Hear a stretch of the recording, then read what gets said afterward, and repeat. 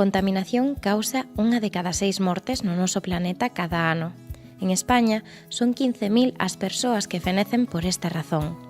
Este problema é xa unha das principais preocupacións da Organización Mundial da Saúde polas súas consecuencias na vida das persoas.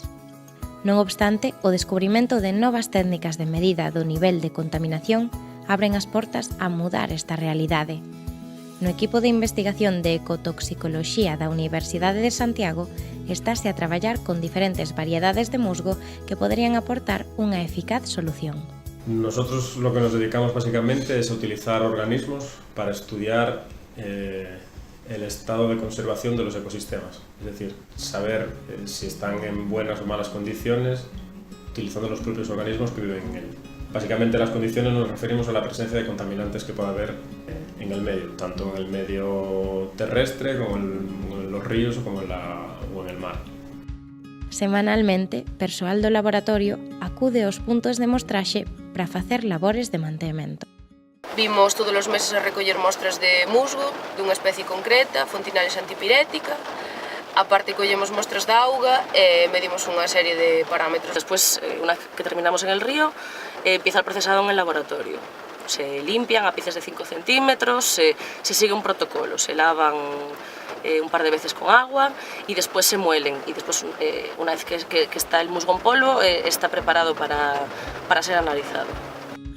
Este grupo, que leva dende o ano 88 en funcionamento e conta con 17 investigadoras e investigadores, non é alleo á crise de financiamento que está a sufrir hoxe en día o mundo da ciencia.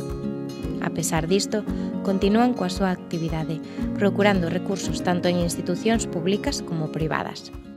En la actualidad estamos trabajando con la opción de cultivar los biomonitores en laboratorio y utilizar este material.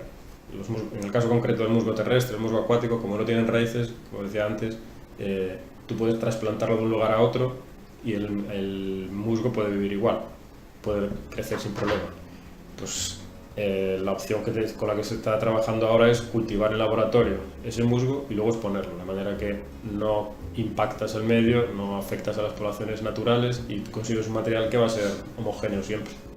Aínda que é unha medida económica e eficiente, o seu uso non está estandarizado por completo, mais hai esperanzas postas no futuro. Hay vías que quedan todavía por explorar. Hasta hace unos años, pues a lo mejor resultaba impensable que para la calidad de las aguas se pudiesen utilizar los organismos que viven en ella para decir si la calidad del agua es buena o no. Y eso con el tiempo se consiguió incorporar a la Directiva Marco de Aguas de la Unión Europea. A día de hoy ya está reflejado, ya está recogido en la normativa, en las normas europeas, que se podrían utilizar esos organismos. Pues quién dice que en el futuro se puede hacer a otros niveles. Salvar vidas, curar enfermidades, mellorar a nosa calidade de vida e os nosos ecosistemas. A solución nola está a dar a propia natureza, a través de pequenas formas de vida que poden levar a grandes cambios.